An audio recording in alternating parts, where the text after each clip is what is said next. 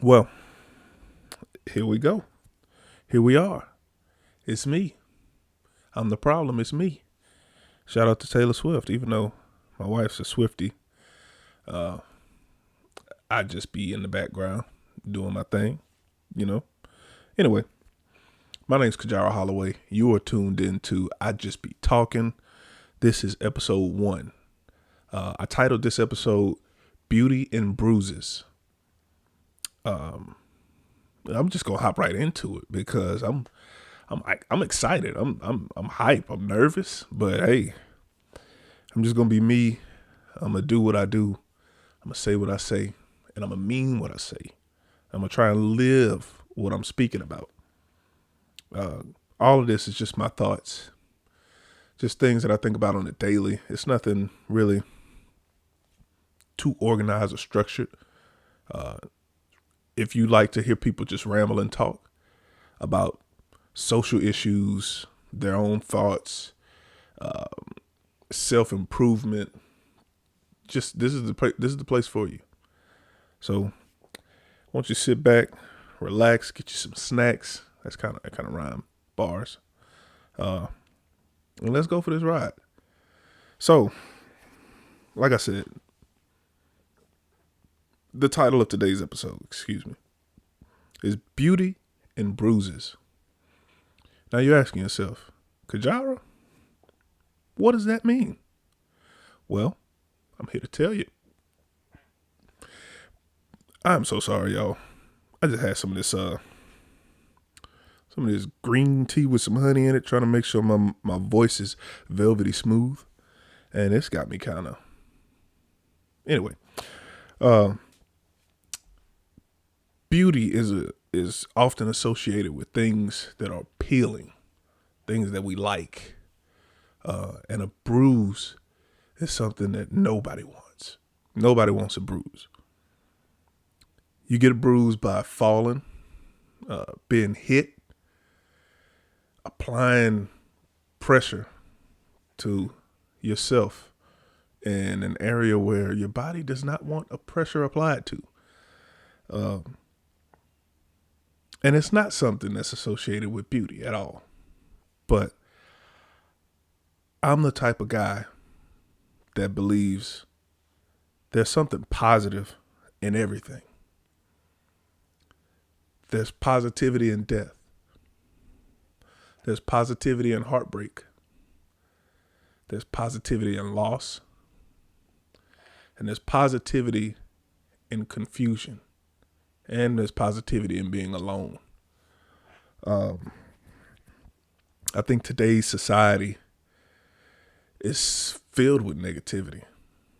Uh, and it's almost as if it's encouraged. They want you to be depressed. They want you to not find happiness, but to search for happiness everywhere. Um, so you may ask yourself, okay, why do I hurt so much? Well, to be honest with you, there's really no yes or no answer to that. Uh, Pain and hurt are things that remind us that we're alive. If you're not feeling pain, if you're numb, if you're desensitized, something's wrong. If you see a child crying and you don't feel something, there's something wrong. Emotionally, there's something wrong. Uh, I'm not saying you're supposed to drop to your knees and just start crying. Oh God, why is the baby crying? I don't understand. That's not what I'm saying. What I'm saying is your heart should not be hardened. You should feel compassion. You should want to feel empathy and sympathy for people when bad things happen.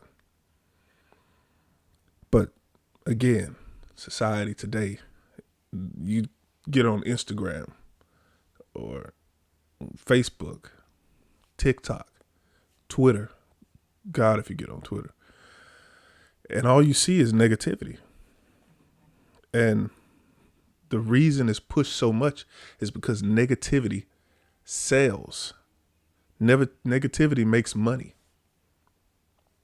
If you're depressed, I can put you on antidepressants. I can get you hooked up with a shrink that's going to charge you God knows how much per hour. I can do all of this stuff to make money off of you if you're depressed. If you're happy, guess what you're doing? You're going outside and taking a hike. That costs you nothing. You're being with your family, spending time with family members and friends. That costs you nothing. How can I make money off of that if I'm society, if I'm big pharmacy, if I'm whoever wants to make some money? How can I make money off of that? Our strength comes from being resilient and being able to get back up when we get knocked down.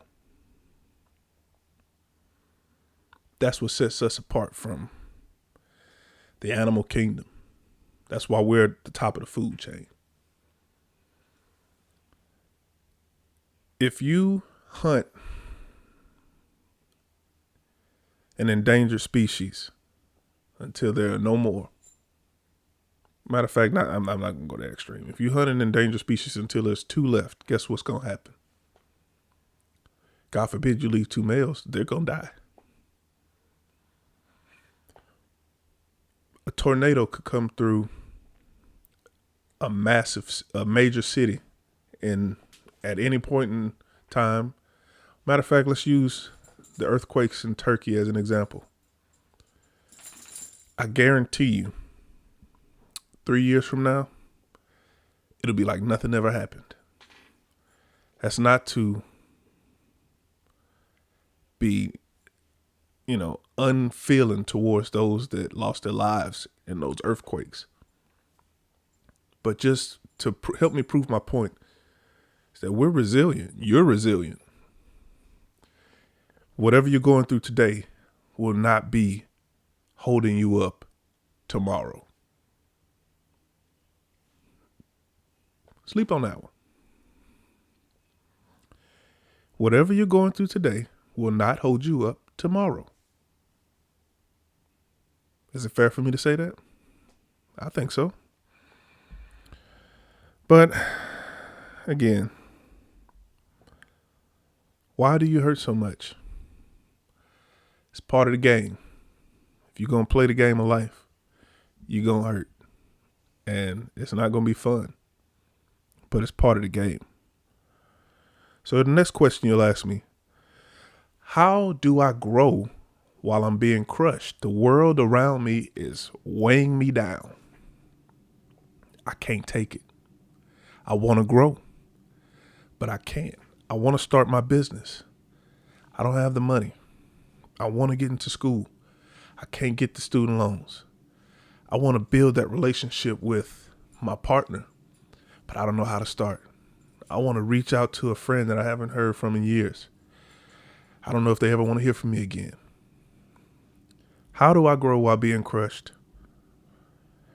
Well, again, this is another one that it's not a right or wrong answer to it. Life is not designed to be easy. I'm sure we could all agree on that. If life was easy, everyone that we know and love, even some people that we don't love so much, would still be here. Think about that. If life was such a important resource to humanity, more important than death,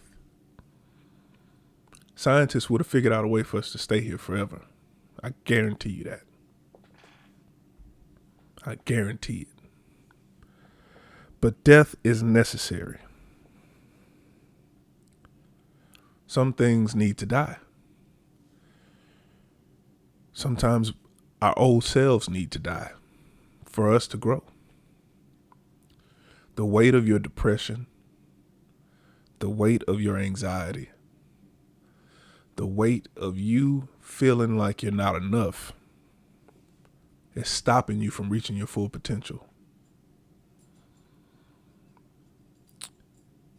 Failure is necessary for success. You cannot succeed if you don't fail.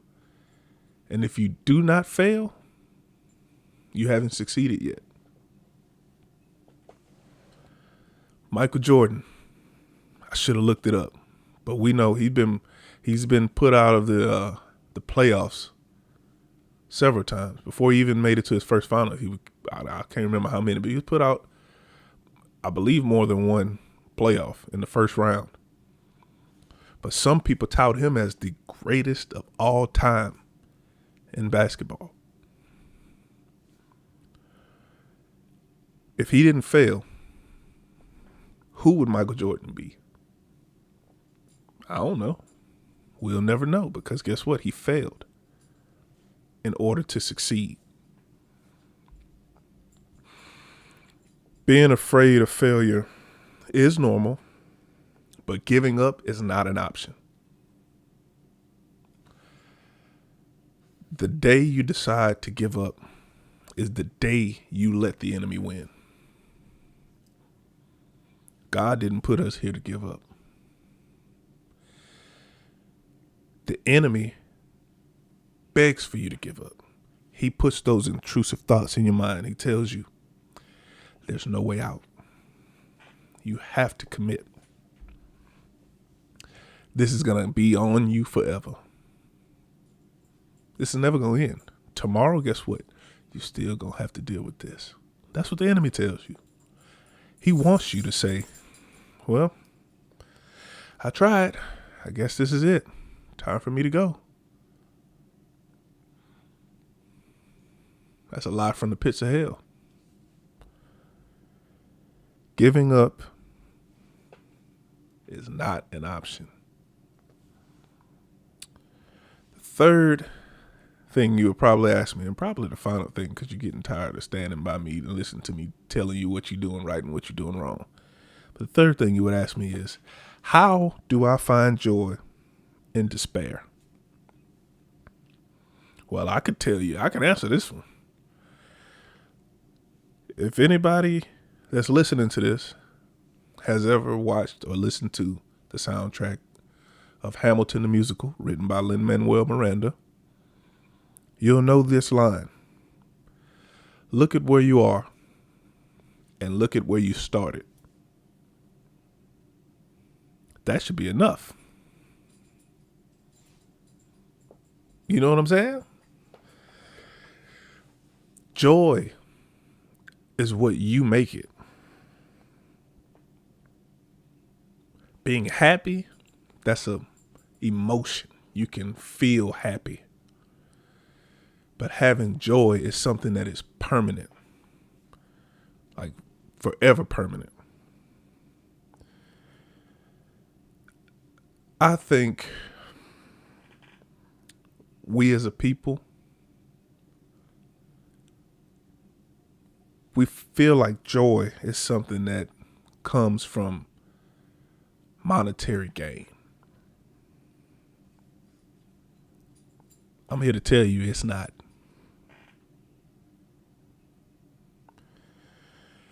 Joy is something that lives inside of you. Joy is when you open your eyes in the morning and you thank God.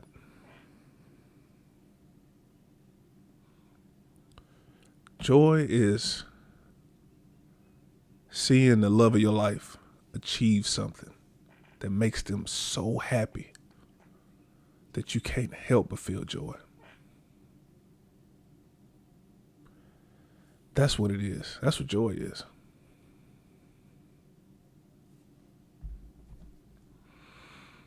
Well, there's one more thing I need to say before I'm done. A way to find joy in despair is to trust God and trust yourself. To trust God is to trust yourself. Because if you believe in the Word of God, you'll trust yourself.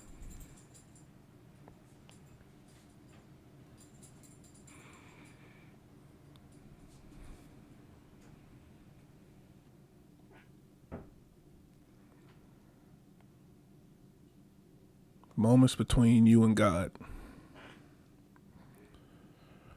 are what separate you from the enemy. Those moments where you're in the darkest depths of uncertainty, that's where you find God. That's where you trust God. That's where you become a soldier of God.